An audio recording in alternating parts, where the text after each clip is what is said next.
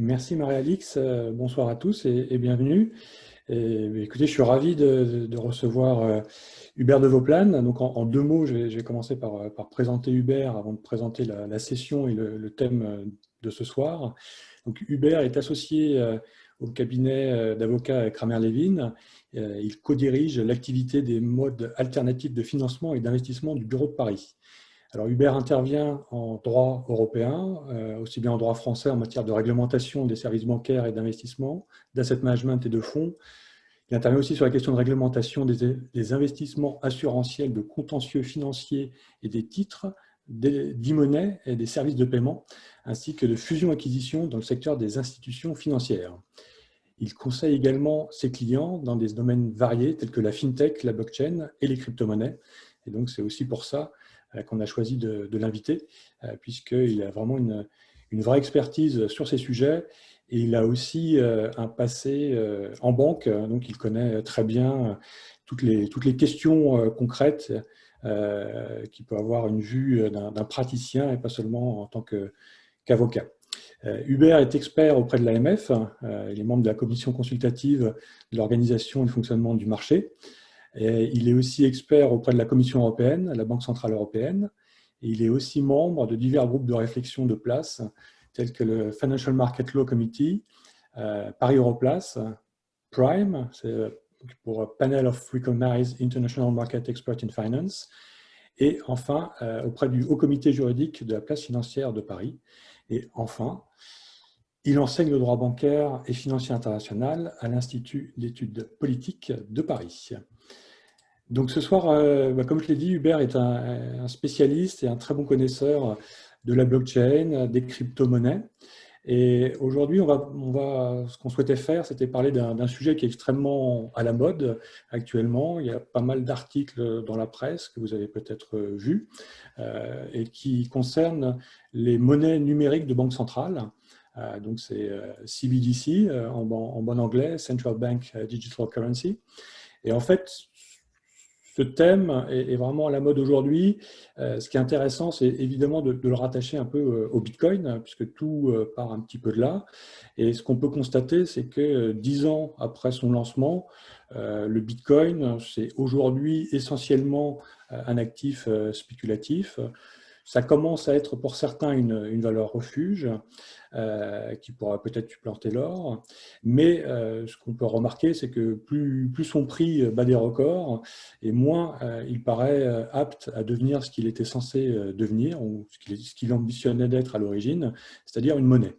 Puisque si on reprend la définition classique de la monnaie qu'on connaît depuis Aristote, avec les trois fonctions principales qu'on attache à la monnaie, fonction d'unité de compte, de réserve de valeur et d'intermédiaire des échanges, on peut constater qu'aujourd'hui, le Bitcoin ne remplit aucune de ces fonctions.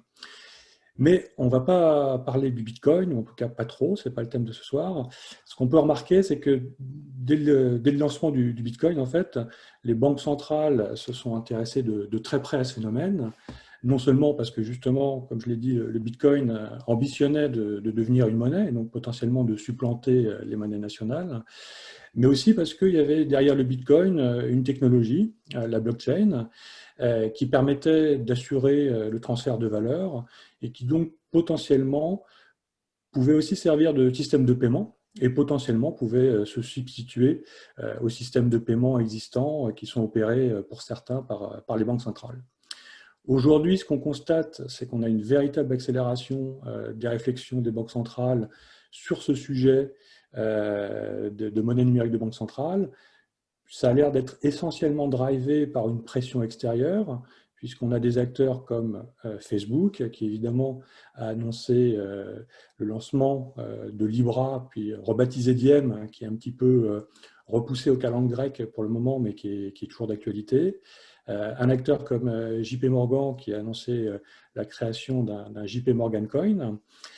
Et donc toutes ces initiatives et d'autres pourraient remettre en cause le rôle traditionnel des monnaies et donc des banques centrales et la manière dont les banques centrales utilisent les outils actuels existants pour leur politique monétaire.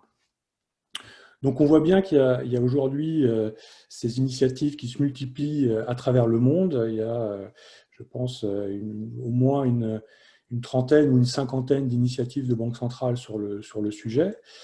Et puis on a aussi visiblement une ambition au niveau européen qui a été annoncée par Christine Lagarde, puisque elle a annoncé que l'euro digital, donc c'est le nom de cette monnaie numérique de banque centrale pour la zone euro, donc elle a annoncé que l'euro digital pourrait devenir une réalité à un horizon de 5 ans. Donc, ce qui est assez, dans le cadre de la temporalité des banques centrales, c'est assez court et c'est assez rapide. Donc, ce qu'on va faire aujourd'hui, on a divisé cette session en trois parties avec un petit sondage à chaque fois. On va essayer de planter un petit peu le décor sur une première partie pour clarifier les choses, parce que ce n'est pas forcément clair pour tout le monde quand on parle de crypto-monnaies, de monnaie numérique de banque centrale, de stablecoin ou autre. Ensuite, on parlera plus en détail de ce qu'on attend, de quels seraient les bénéfices d'une monnaie numérique de banque centrale. Et puis enfin, on verra un petit peu voilà, dans quel cadre ça pourrait se mettre en place et à quel horizon. Donc peut-être pour commencer, un petit sondage, Marie-Alix, si tu peux lancer le sondage, pour voir un petit peu aussi le niveau de connaissance des différents participants et des auditeurs aujourd'hui à ce webinaire. Première question, est-ce que pour vous, la différence entre crypto-monnaie, stablecoin, monnaie numérique de banque centrale, est-ce que cette différence est claire pour vous? Et donc, on vous a proposé trois choix. Oui, tout à fait. Donc, c'est crystal clear sur le niveau des définitions de chacun de ces trois termes. Pas totalement, vous avez une vague idée, ou pas du tout, ça vous dit rien du tout. Donc, on va vous laisser quelques instants pour voter sur ces trois questions.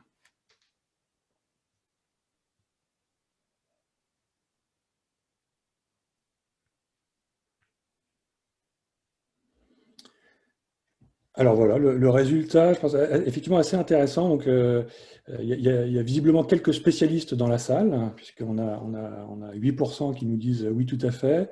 Une grande majorité, les deux tiers, 67%, pas totalement clair, ces définitions. Et puis, voilà, un quart de personnes qui visiblement sont venues pour en apprendre beaucoup plus.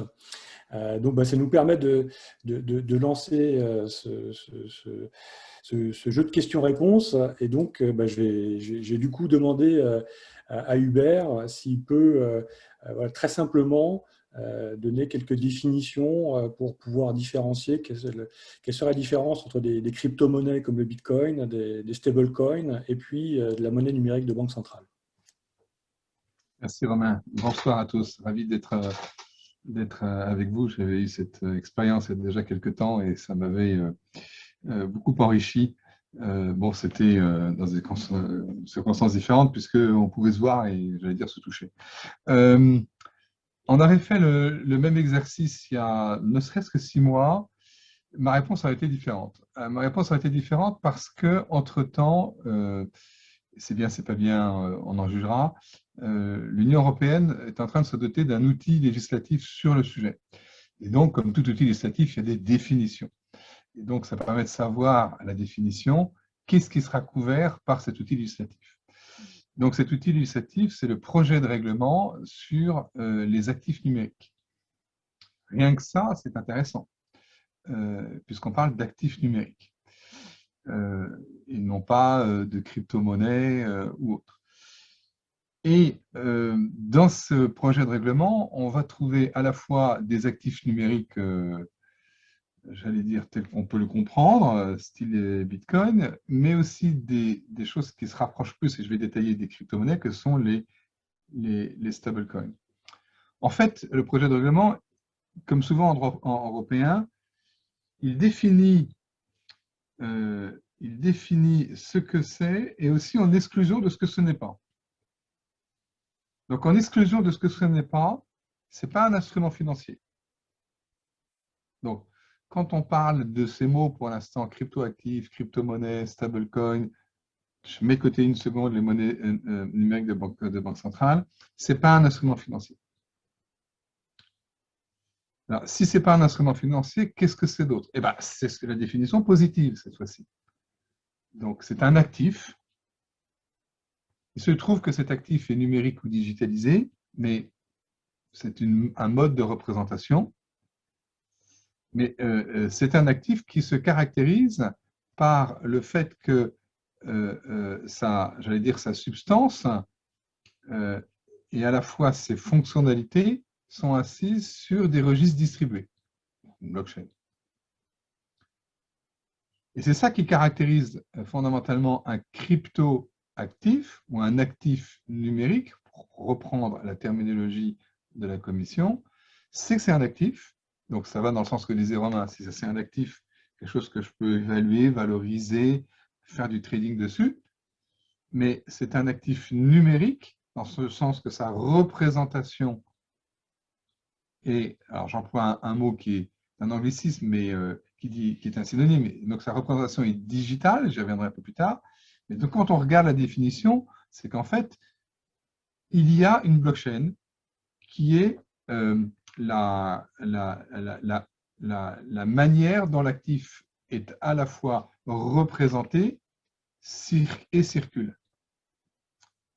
Si je compare avec les valeurs mobilières, les instruments financiers, ils sont représentés par une inscription en compte et ils circulent de compte à compte.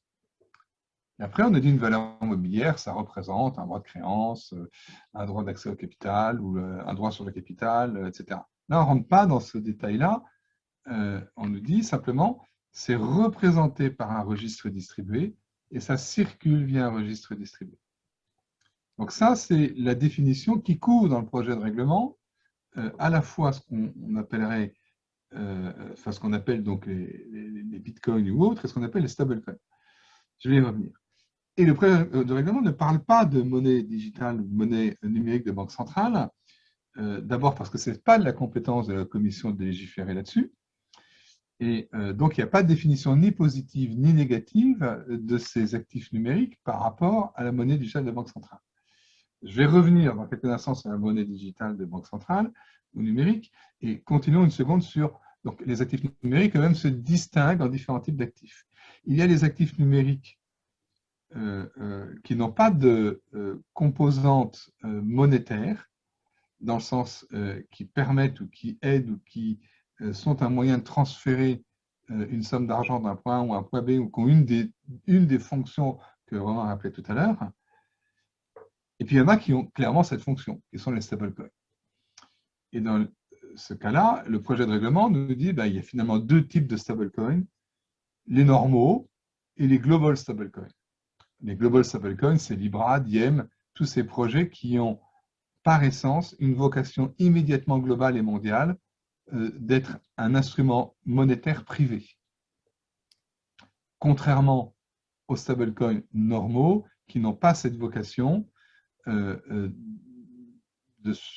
pas de se substituer, mais en tous les cas de jouer un rôle monétaire équivalent à celui d'une monnaie officielle, et qui donc sont des stablecoins qui le plus souvent, d'ailleurs, additionnent à la fois une fonction d'actif et une fonction de transfert monétaire. Il est assez rare de trouver un pur stablecoin qui soit uniquement actif sans fonction monétaire. Et ce qui est intéressant, on y reviendra peut-être, c'est que sur ces stablecoins, quels qu'ils soient normaux ou globaux, c'est là où à la fois les projets de la Commission sont assez stricts et les commentaires récents, c'est la semaine dernière, de la Banque Centrale Européenne sur le projet de la Commission sont encore plus stricts que la Commission elle-même. La Commission encadre très fortement les stablecoins en disant plusieurs choses, et je ne vais pas rentrer dans le détail du texte, en disant plusieurs choses, en disant l'émission de stablecoin est trop sérieuse pour ne pas avoir un statut, en tout cas un encadrement lourd. Je passe au détail, mais grosso modo, émettre un stablecoin, il faudra un statut.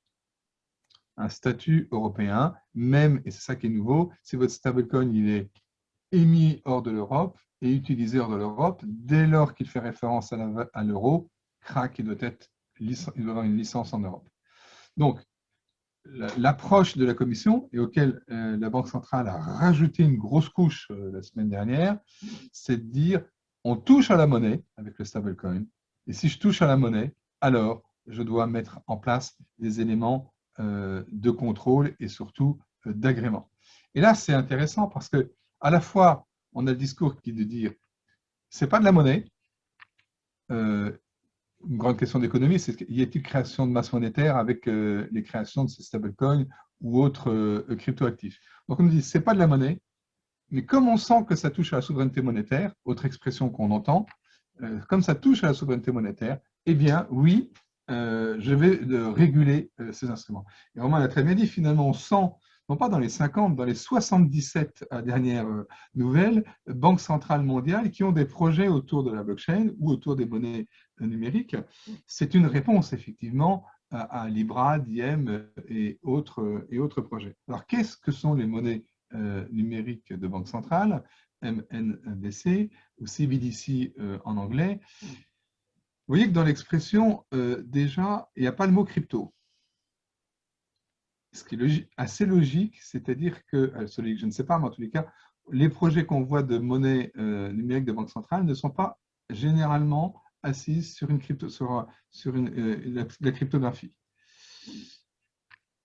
C'est une représentation nouvelle de la monnaie numérique, digitale. Ça veut dire quoi, une représentation nouvelle de la monnaie? Ça veut dire qu'elle n'est pas créée par une inscription en compte, mais elle est créée directement par la banque centrale. Dire les choses autrement, la monnaie numérique, c'est la monnaie fiduciaire du XXIe siècle. La monnaie numérique des banques centrales, c'est la nouvelle représentation fiduciaire, c'est-à-dire physique, de la monnaie. Et il n'y a pas encore de définition, parce que la Banque centrale est encore en train de, la BCE, je parle surtout de la BCE, quand je dis Banque centrale, pour moi c'est surtout BCE. La BCE est encore en train de réfléchir sur le sujet de la forme et de la qualification juridique autour. Est-ce que la monnaie numérique de banque centrale sera équivalente à de la monnaie fiduciaire? Est-ce qu'elle sera légèrement différente? Est-ce qu'elle aura un pouvoir libératoire? Est-ce qu'elle aura un cours légal? On a tendance à dire oui partout, mais le détail est un petit peu plus compliqué. Ce qui est sûr, c'est que la monnaie numérique ou digitale de banque centrale, ce n'est pas de la monnaie scripturale au sens bancaire, c'est-à-dire qu'il n'y a pas de création de monétaire par les banques, ou plus exactement, l'un des modèles qui serait le plus envisagé, j'anticipe un petit peu sur la suite des discussions, l'un des modèles qui sera le plus envisagé, c'est de considérer que les banques sont plutôt des distributeurs de monnaie numérique que des créateurs de monnaie numérique. Vous savez que la banque, dans sa fonction traditionnelle de crédit, notamment dans la masse M3, eh bien, participe à la création de la masse monétaire. Bon, ce qui serait a priori pas le cas d'une monnaie numérique. Voilà, je suis déjà parti un peu loin, Romain, désolé. Non, non, mais j'allais essayer de synthétiser en complétant peut-être aussi, peut-être juste le fait qu'effectivement, le terme de stablecoin est aussi apparu parce qu'on avait le Bitcoin qui était censé être une monnaie. Alors évidemment pas une monnaie banque centrale, mais une monnaie commerciale, et qu'il y avait tellement de volatilité que l'utilité du Bitcoin, comme je le disais en introduction, en tant que, voilà, que moyen de paiement, ça ne pouvait pas fonctionner. Donc il y a eu, pour ramener ça plus sur des considérations économiques, financières plutôt que juridiques, que tu as bien expliqué, il y avait sur les stablecoins effectivement le besoin pour des personnes qui avaient envie de s'appuyer sur la blockchain, sur ces technologies de registre distribué.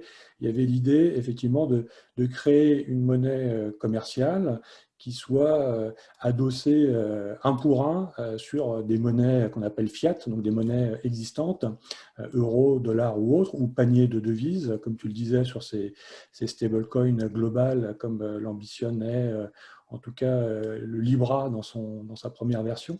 Donc il y avait aussi, je pense, cette dimension de stabilité qu'on retrouve dans le nom. Et effectivement, ce qui peut être caractéristique de ces monnaies, ce sont des monnaies banques commerciales. Et donc, il y a toujours effectivement le risque, en cas de défaut de son émetteur, un risque de contrepartie pour la personne qui va détenir cette monnaie. Et justement, peut-être je te redonne la parole pour reclarifier justement peut-être très rapidement la différence entre monnaie banque centrale, monnaie banque commerciale, et puis au sein de la monnaie banque centrale, tu y as fait un petit peu allusion, les différentes formes qui existent aujourd'hui, fiduciaires et scripturales, voir à quels instruments ça correspond aujourd'hui pour pouvoir introduire la partie suivante sur comment ça marcherait, quels seraient les usages pour une monnaie numérique de banque centrale. Ah, donc, je vais enfoncer des portes ouvertes, hein, je suis un peu désolé. Donc, il y a deux formes. La monnaie au sens, alors, je suis juriste plus que de formation, de profession, même si j'étais banquier 25 ans, mais j'allais dire la monnaie dans son sens plein, et donc pour moi juridique. La monnaie, c'est quelque chose qui se caractérise par le fait qu'elle a un cours légal et qu'elle a un pouvoir libératoire. C'est-à-dire quand je paye en euros dans la zone euro, c'est la monnaie officielle. Vous prenez le premier article du Code monétaire et financier, article 111-1, crac, vous avez la monnaie de la République française et l'euro. Bon, et vous avez dans tous les pays l'équivalent. Et donc, l'euro, c'est une monnaie, et cette monnaie, elle est représentée sous deux formes. Une forme fiduciaire, que sont les billets de banque et les pièces de monnaie, et une forme scripturale, que sont les crédits. Vous le savez, seule la BCE émet au sens frapper et imprimer la monnaie fiduciaire, avec l'aide bien sûr du SEBC, et donc de l'eurosystème, pour être plus précis d'ailleurs, avec l'aide de l'eurosystème. Mais la monnaie fiduciaire, elle n'est frappée, elle n'est émise que par la Banque centrale. Contrairement à la monnaie scripturale, qui est une opération donc de compte à compte, où en faisant un crédit, crédit dette, dette crédit, crédit monnaie, pardon, en faisant un crédit, je crée de la monnaie. Et cette création de monnaie, elle circule de compte à compte avec une convertibilité totale. Quand je dépose, quand j'ai 100 euros dans ma poche, j'arrive à la banque, donc j'ai la monnaie fiduciaire dans ma poche, je dépose cet argent à la banque, je transforme de la monnaie fiduciaire en monnaie scripturale. Et quand je fais un retrait à ma banque, je transforme de la monnaie scripturale en monnaie fiduciaire. Il n'y a aucune différence de nature entre les deux, c'est juste une différence de représentation. Elles ont la même valeur économique et juridique. Donc ça, c'est pour revenir sur la monnaie. Maintenant, sur la monnaie dite de banque commerciale, c'est justement la monnaie scripturale qui est émise par les banques commerciales et donc par la Banque centrale. La Banque centrale elle-même émet de la monnaie scripturale lorsqu'elle fait des crédits et qu'elle accorde des lignes de crédit, enfin, accorde des lignes de crédit, c'est pas le mot, lorsque dans le cadre de la politique monétaire, il y a mise en place de facilités auprès des banques qui se refinancent auprès d'elles. Donc la monnaie scripturale, elle est partagée par un certain nombre d'acteurs. La monnaie dite banque commerciale, c'est la monnaie qui est uniquement émise par la banque commerciale, qui a la même valeur, encore une fois, que l'autre type de monnaie, mais elle se caractérise par le fait que c'est la banque. Et donc, on a le risque de défaut de la banque dans la monnaie commerciale, et vous savez que ce risque de défaut n'est couvert que pour les personnes physiques à hauteur de 100 000 euros au titre de la réglementation européenne, mais sinon, quand vous avez votre trésorerie qui est déposée en banque commerciale, et donc vous avez une représentation de votre trésorerie de manière scripturale en banque commerciale, vous avez bien sûr un risque en cas de défaut de votre banque, là, vous avez perdu votre argent, si vous voulez. Ce qui n'est pas le cas, finalement, si vous aviez un compte à la Banque centrale, mais on n'a pas de compte à la Banque centrale. Alors, justement, avant de passer à la prochaine partie, puis à une petite question pour un nouveau sondage, mais juste avant, effectivement, du point de vue de la Banque centrale, pour elle, la monnaie banque centrale, c'est effectivement soit c'est une vision retail, et c'est ce que tu expliquais, c'est la monnaie fiduciaire, c'est le cash en fait, aujourd'hui, hein, c'est les pièces, les billets, soit elle a une vision plutôt wholesale, on va dire interbancaire, et là c'est la monnaie banque centrale qui est utilisé notamment dans les systèmes de règlement livraison pour que la patte cash soit bien réglée en monnaie banque centrale pour assurer, voilà, pour réduire le risque de défaut sur ce type de transaction. Et donc, du point de vue de la Banque centrale, on a bien cette dichotomie entre voilà, la monnaie banque centrale retail et une monnaie banque centrale plutôt wholesale. Donc, on va justement pour parler un petit peu de quels avantages aurait une MNBC qui viendrait s'intercaler ou qui viendrait en fait constituer une troisième sorte de monnaie banque centrale, en plus de cette monnaie retail et wholesale. On vous a préparé un petit sondage pour justement vous demander, en introduction de cette partie, selon vous, quelle application pour les monnaies numériques de banque centrale vous semble les plus prometteuses ou les plus pertinentes? Est-ce que c'est une utilisation retail? Donc, cette monnaie digitale viendrait un petit peu se substituer ou compléter les billets et les pièces existantes? Ou est-ce que ce serait plutôt une utilisation wholesale, c'est-à-dire qui serait réservée à des banques, à des établissements bancaires qui ont aujourd'hui accès aux systèmes de paiement qui sont gérés par la BCE? Voilà, on vous laisse quelques instants pour répondre à cette question.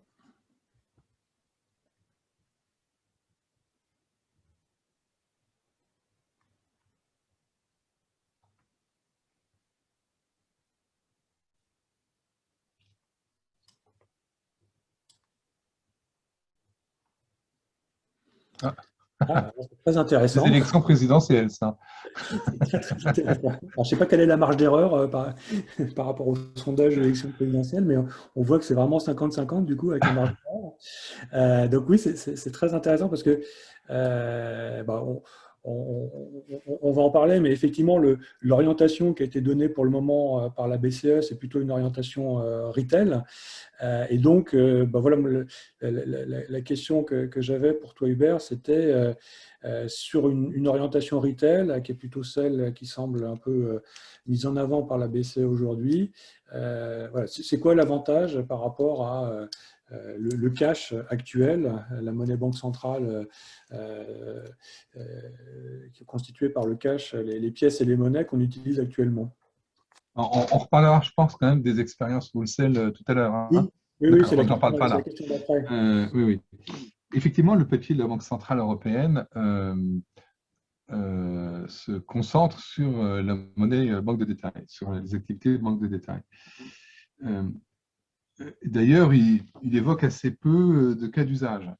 Et quand on se creuse quand on se gratte la tête un peu, comme je viens de le faire, on se dit, mais à quoi pourrait bien servir une monnaie digitale, une monnaie numérique dans le retail? Et objectivement, là, à l'heure où on se parle, on a un peu de mal à trouver des cas concrets, mais il y en a. Et on se dit, ah mais, bien sûr, on ne peut, comment dire, heureusement qu'on a la nouvelle monnaie numérique, sinon jamais j'aurais pu faire ça. En fait, de quoi parle-t-on? On ne sait pas très bien. On ne sait pas très bien quels sont les cas d'usage et il y a assez peu de projets pour l'instant là-dessus, mais justement, il y a des appels à projets. Et les quelques projets qu'on voit, il y en a beaucoup qui tournent autour de, y compris dans nos pays, alors, dans certaines zones, on dit d'inclusion financière ou en tous les cas de lutte contre l'exclusion bancaire. Je m'explique, et ça tourne un petit peu avec la première question qui a été posée, c'est de dire, mais le grand avantage de la monnaie digitale, c'est sa traçabilité. Et à la fois, sa grande limite, puisque si dit traçabilité, pose la question de l'anonymat ou du pseudonymat, mais en tous les cas, ça pose la question quel sera le rapport de cette monnaie numérique de banque centrale avec l'anonymat. Si c'est comme du cash, ça devrait être totalement anonyme. On sent que la Banque centrale n'a pas forcément envie d'aller jusqu'à un pur anonymat. Et inversement, si on lui dit que c'est complètement nominatif, personne n'utilisera, ou peu grand monde utilisera en retail la nouvelle monnaie numérique, puisque ça sera non seulement traçable, mais on vous suivra au sens propre à la trace. Soit en passant, j'ai vu une information hier de la BCE qui indiquait que depuis la crise Covid, la masse de la monnaie fiduciaire en circulation a drastiquement évolué. Je n'ai plus le chiffre en tête, mais les gens, au sens propre, utilisent leur bas de laine. Alors, je ne sais pas comment on a un bas de laine digital, mais c'est assez symptomatique. Et donc, pour répondre à ton point, les cas d'usage que l'on voit, ils sont assez… c'est des choses qu'on voit déjà avec de la monnaie classique, j'allais dire, et non pas digitale ou numérique.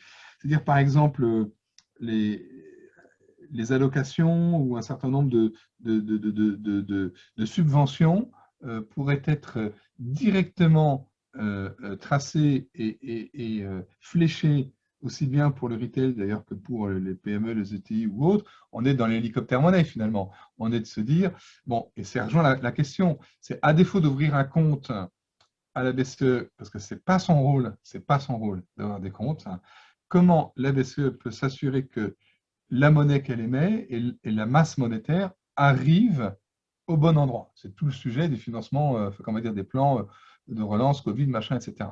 C'est-à-dire, ben, avec l'hélicoptère monnaie, l'image de l'hélicoptère monnaie est intéressante parce que l'hélicoptère, il jette de l'argent et je prends ce qui tombe. Mais là, je ne suis plus dans l'hélicoptère monnaie, je suis dans la seringue monnaie, si je puis dire. C'est-à-dire que je vais directement piquer la bonne personne avec la bonne dose qu'il faut d'euros numériques ou d'euros digital et pour qu'ensuite ils puissent le dépenser idéalement, voire le dépenser pour ce qu'on aura préprogrammé en smart contract attaché à la monnaie numérique pour payer son loyer ou autre chose, etc. Donc, on voit que dans les cas d'usage tournent beaucoup autour de l'inclusion ou l'absence d'exclusion bancaire pour s'assurer que les personnes reçoivent bien les subventions, les allocations auxquelles ils ont droit, et puis j'allais dire, les utilisent comme c'est prévu. C'est là où c'est intéressant parce que certains vont commencer à dire, mais où est la part de liberté Où est la part de liberté si cette monnaie ne me permet plus de faire ce que je veux avec et je ne peux l'utiliser que pour ce qui est prévu. D'autres retorqueront que si je donne une subvention d'alimentation, ce n'est pas pour aller au cinéma. Et voilà. Donc il y a un vrai débat là-dessus, et on sent qu'il y a un des vrais débats dans le monde du détail. On tourne autour de l'anonymat, on tourne autour de la question de l'utilisation des données personnelles, sur laquelle la BCE, dans son document, nous jure ses grands dieux que tout ceci se fera en plein respect du RGPD, qui, soi disant passant, n'est pas applicable d'ailleurs à la BCE, donc c'est amusant. Donc, jure ses grands dieux que les données personnelles ne seront pas utilisées, et je dis, quel est l'intérêt d'une monnaie digitale si je n'utilise pas justement les données personnelles, si je n'ai pas une utilisation de la donnée personnelle pour bien flécher les besoins de la monnaie digitale.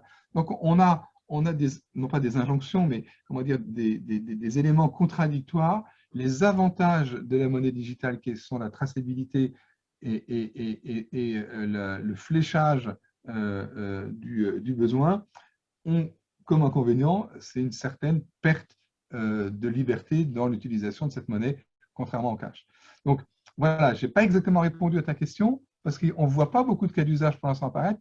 Les Italiens avec lesquels j'étais en discussion dans le cadre d'un groupe de place sur le sujet. L'association bancaire italienne a beaucoup planché sur des cas d'usage de retail et va en proposer la BCE. Au niveau des banques françaises, il y a des projets, mais chacun le fait dans son coin, ils ne communiquent pas. Il n'y a pas de communication ni de la FBF, ni des banques pour l'instant. Ils préfèrent réfléchir entre eux, ce qui n'est pas le cas des Italiens. Et les cas italiens tournent beaucoup autour de l'inclusion. Ok. Donc, oui, effectivement, il y a cette question on va dire, de l'anonymat ou de la confidentialité, puisque aujourd'hui, le cash, un des intérêts du cash, c'est effectivement le fait que ce ne soit pas traçable et que ça garantisse la confidentialité des transactions, pour le meilleur et pour le pire.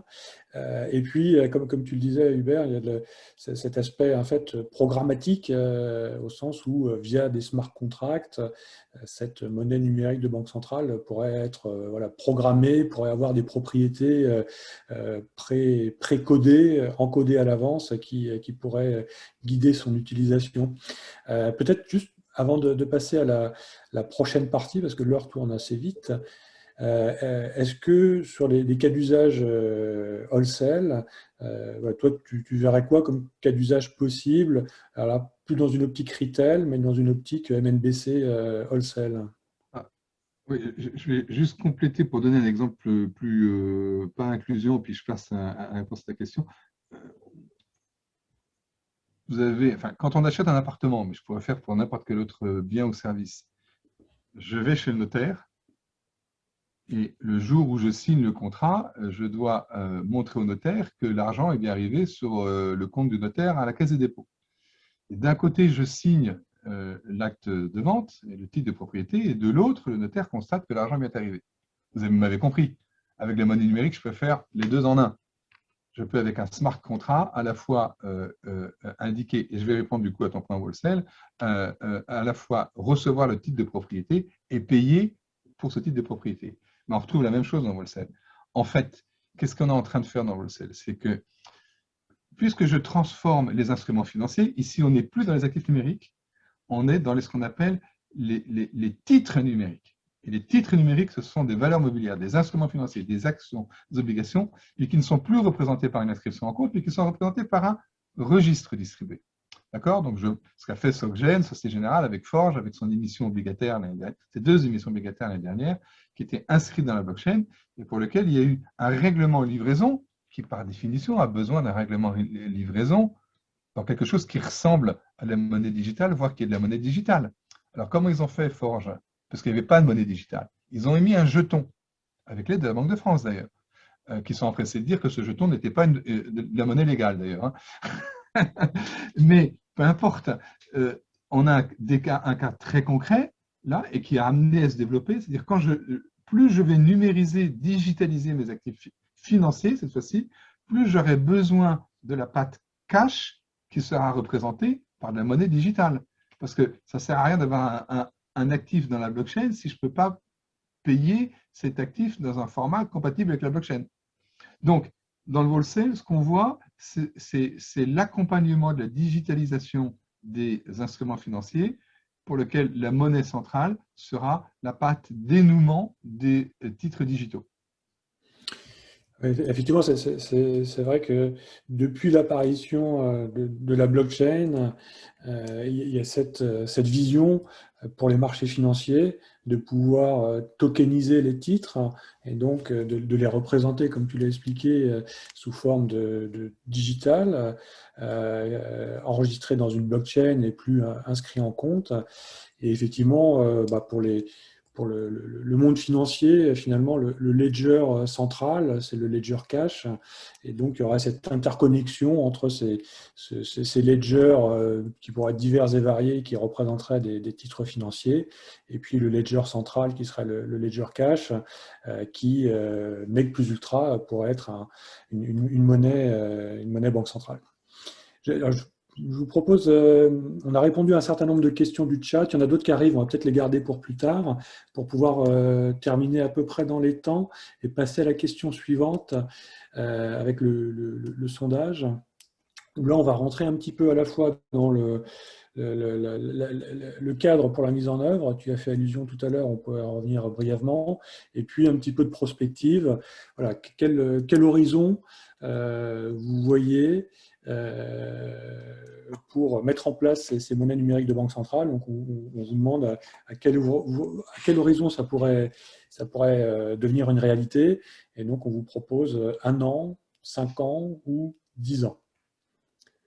Donc, si vous étiez là au début du webinaire, il y avait une indication qui avait été donnée par Madame Christine Lagarde, qui avait été citée. Vous n'êtes pas obligé d'avoir le même avis qu'elle, mais voilà, ça vous donne une indication pour certains si vous voulez faire un educated guess. C'est une possibilité.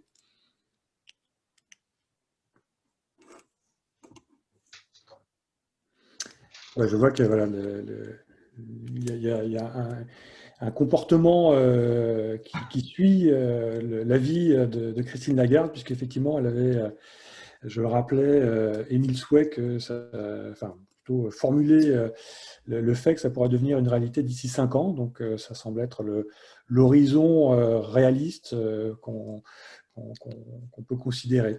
Alors, juste, Hubert, pour revenir, tu as fait un petit peu allusion sur le cadre juridique pour les nouvelles monnaies. Il y a ce projet de règlement, c'est MiCA, je crois. Si tu peux nous expliquer très brièvement qu'est-ce que ça veut dire MiCA, et puis compléter ce que tu disais en introduction si besoin, ou sinon on passe à la question suivante, mais juste pour dire effectivement dans quel cadre juridique ça pourrait se faire tout ça, cette fameuse monnaie numérique des banques centrales. MiCA, c'est Market in Crypto Assets, comme MiFID.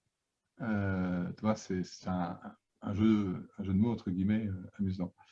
Donc, comme je l'ai dit, MiCA n'est pas le cadre légal pour les monnaies digitales et les monnaies numériques de banque centrale. Ce n'est pas celui-là. C'est celui qui s'adresse aux cryptoactifs, aux stablecoins, mais pas aux monnaies digitales de banque centrale. Alors, c'est quoi le cadre juridique des monnaies digitales des banques centrales? C'est simplement les traités européens et les statuts de la BCE. Et ceux qui ont eu la curiosité, voire la patience de lire le document de la BCE, il y a toute une partie juridique sur laquelle je me suis bien sûr délecté, en disant, mais est-ce que nous, BCE, par rapport à ce que disent les traités européens et ce que disent nos statuts, est-ce qu'on pourrait émettre cette monnaie digitale?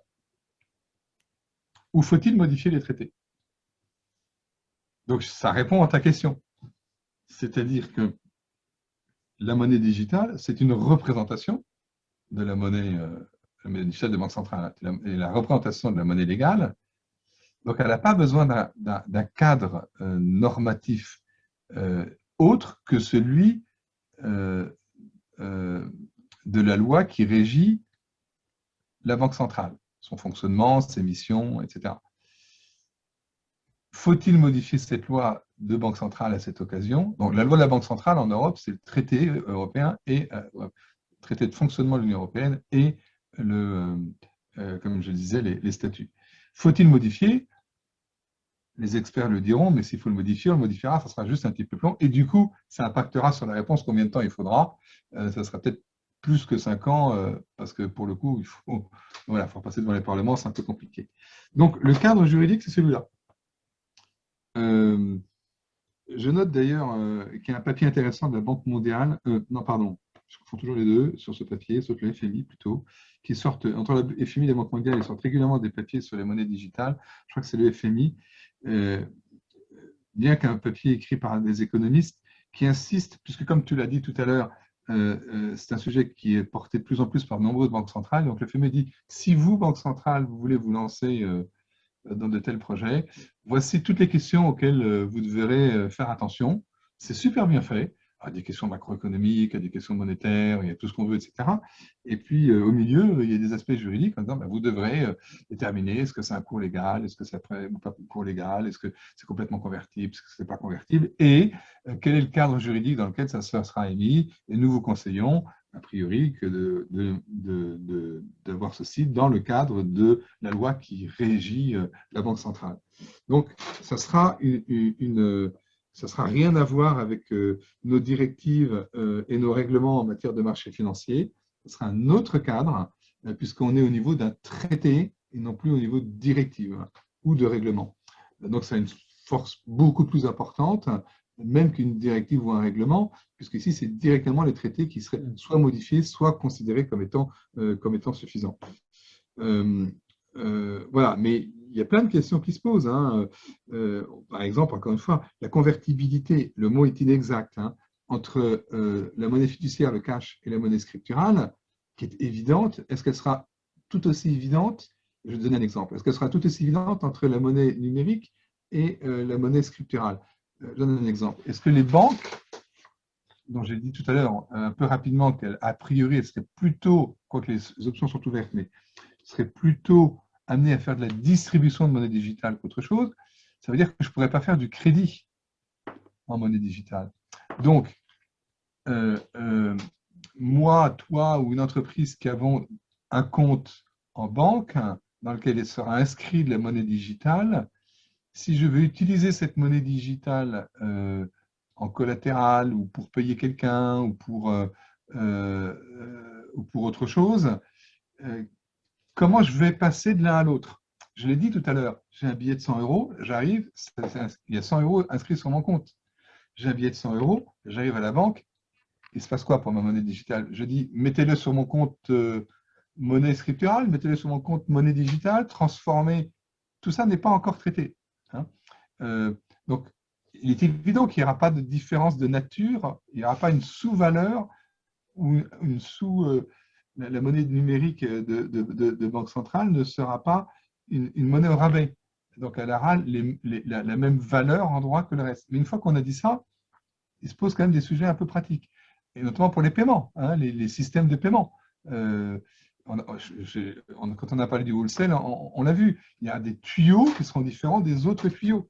Et donc, après, c'est l'interopérabilité. Autre papier que vient de sortir cette fois-ci la BRI, toujours très active sur ces sujets.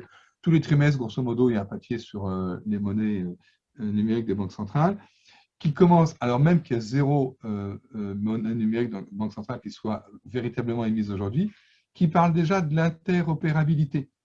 C'est-à-dire qui pense déjà le coup d'après, quand toutes les banques centrales ou un certain nombre auront émis de la monnaie, et que sur le marché d'échange, là aussi, comment ça va se passer sur le marché d'échange pour ces monnaies digitales, comment assurer une bonne interopérabilité entre monnaies digitales de différentes banques centrales. Donc tout ça sont des questions ouvertes pour l'instant. Et enfin, il y a un point qui est, vous avez tous plutôt dit 5 ans, ben les Chinois nous disent non, ça sera avant. Pour nos Jeux Olympiques à Pékin, ça marche. Justement, ouais, c'était la dernière question avant d'ouvrir les questions plus largement aux participants. Et très rapidement, c'était un petit peu, voilà, quels sont un petit peu les pays les plus en pointe. Alors, tu mentionnais le fait que ce n'est pas encore une réalité. Moi, j'avais lu qu'il y avait les îles Marshall. Alors, je ne sais pas si c'est un coup de pub qui disait, mais bon, en tout cas, dans les économies majeures développées, il y a effectivement pas encore de cas concrets, mais voilà, à part la Chine, ou si tu veux, en décrivant un peu plus ce que fait la Chine, quels seraient un petit peu les autres pays qui sont un petit peu en pointe? Je crois qu'il y a la Suède, voir un petit panorama des pays les plus en pointe sur ces questions. Alors, comme tu dis, il y a souvent pas mal de pubs et il faut faire attention entre les annonces et les réalités. Il y en a, et c'est assez, on voit les différences culturelles qui ressortent, qui avancent sans faire trop de bruit, mais de manière efficace. Les Suédois, bien évidemment, hein, Banque centrale de Suède, c'est la banque centrale la plus vieille du monde. Ce n'est pas la Bank of England, c'est la Banque centrale de Suède qui est la plus vieille banque centrale du monde. Elle a pris 20 ans, elle est 20 ans plus vieille que la vieille banque, si je puis dire, comme on dit en français.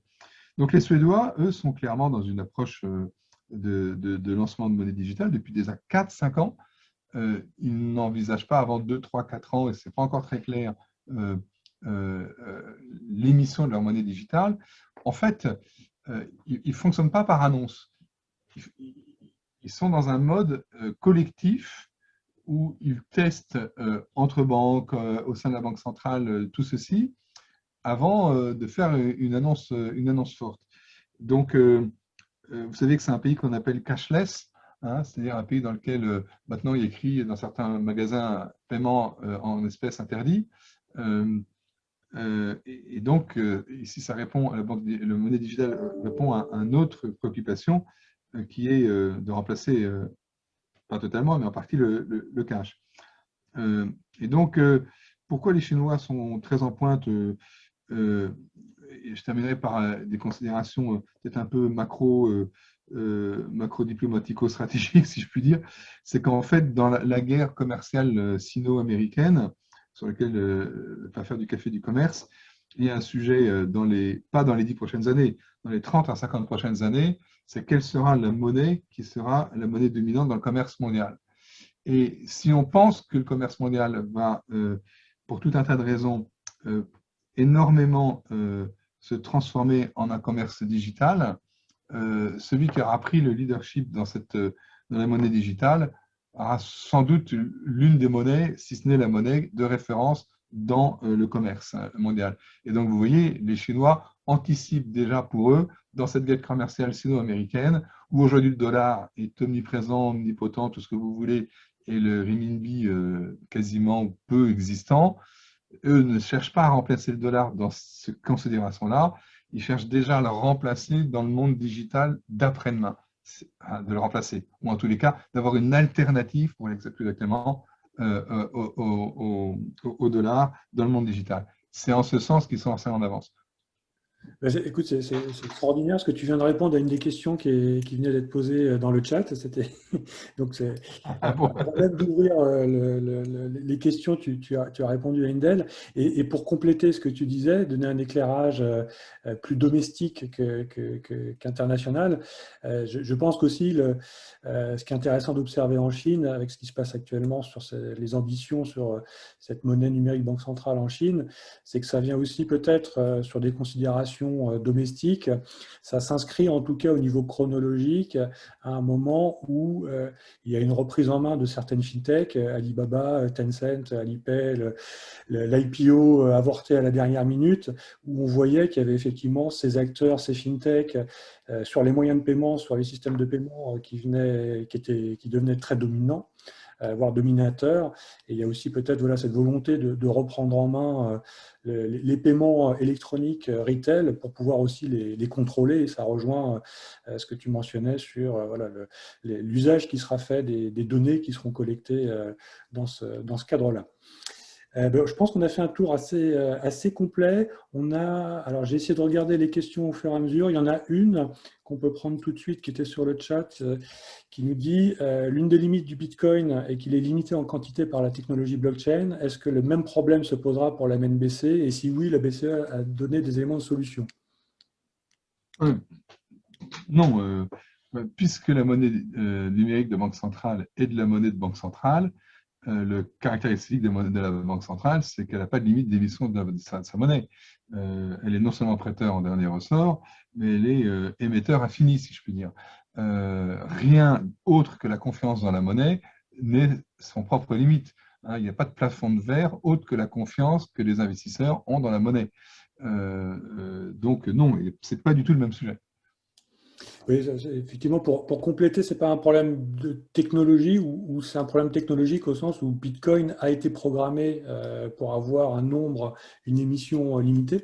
Mais ça, c'était, on va dire, les racines libertariennes, anti-banque centrale, anti-inflationnistes des créateurs du Bitcoin. Mais ce n'est pas une fatalité pour d'autres monnaies qui s'appuieraient sur la blockchain. Et donc, il y a effectivement, d'un point de vue technologique, il n'y aurait pas de limitation. On a une autre question pour le wholesale. Est-ce que les MNBC pourraient aider à alléger les demandes de conformité de transactions de commerce international? Donc là, c'est intéressant parce que c'est effectivement le potentiel en termes de supervision de ces monnaies. Ouais. Alors, je ne m'étais pas posé la question sous cet angle-là, mais si on pense, ce qui quand même, ça serait dommage que une MNBC ne puisse pas s'accrocher à un smart contract. Ça serait, donc, je pars de l'hypothèse que c'est possible, et donc si c'est possible, grâce à la traçabilité et à l'archivage, on devrait pouvoir alléger un certain nombre de contraintes, effectivement, liées au commerce international. Autre aspect qui est indirectement lié, c'est la réglementation d'échange. En fait, pourquoi les Chinois, pendant longtemps, ont été très dubitatifs et même interdisaient à la belle époque des ICO, les Chinois avaient à un moment interdit les ICO, même si tout le monde continuait, parce que en faisant du crypto-crypto, il passait, si vous me permettez l'expression, l'interdiction, enfin la non-convertibilité du renminbi. Et donc, ils sont tous au fou, les Chinois, les dirigeants chinois, ils ont bien compris qu'avec des cryptoactifs, en fait, ça revient à bypasser la réglementation sur la convertibilité ou l'absence de convertibilité justement du renminbi. Or, vous savez que la politique commerciale chinoise est drivée principalement et guidée principalement par la compétitivité et la compétitivité notamment du fait de sa monnaie. Donc, le jour où le renminbi sera complètement convertible, ce n'est pas encore annoncé, bien des choses changeront en Chine. Donc, pour l'instant, le pilotage chinois, c'est gardons le beurre et l'argent du beurre, c'est-à-dire un accès complet aux règles de l'OMC tout en ayant une monnaie non totalement convertible. Et de ce fait, je peux piloter de manière très fine ma balance des paiements et surtout ma balance commerciale du fait de la compétitivité de ma monnaie. Et donc, la monnaie digitale permettra encore mieux, bien évidemment, ce pilotage, parce que vous pourrez la tracer partout. C'est effectivement, je pense, un des points et une des ambivalences de ces monnaies digitales. On en a parlé pour le cash sur voilà, l'anonymat ou la confidentialité et sur le fait que bah, potentiellement on peut tout tracer. On peut voilà, suivre à la trace les transactions qui auront lieu, qui utiliseront ces monnaies. Et donc, il y a effectivement un potentiel assez intéressant en termes de contrôle, de supervision pour les banques centrales, de regarder de quelle manière effectivement ces nouvelles monnaies pourraient être échangées. On a peut-être le temps pour une dernière question avant de clore la session. J'en ai pas vu d'autres dans le chat. Sur le cas, Si quelqu'un veut lever la main. on est vraiment comme les Suisses, là. Hein. Oui, oui, On est... oui, c'est pour ça. On est un petit peu en avance. Est-ce qu'il y aura une autre question?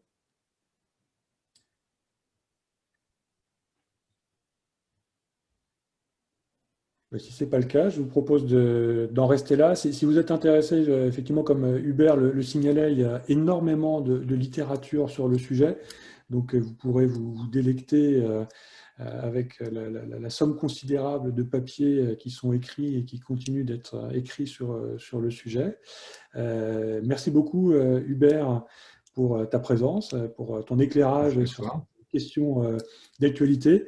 On organisera peut-être un follow-up pour la suite en fonction des développements ou sur d'autres sujets fintech qui te tiennent à cœur. Et puis, je donne rendez-vous à tout le monde sur les prochains webinaires. Vous pouvez consulter notre site pour voir les prochains événements. Merci à tous, très bonne soirée et à très bientôt. Ben, merci de m'avoir invité. Bonne soirée à tous. Merci, Au revoir. Merci.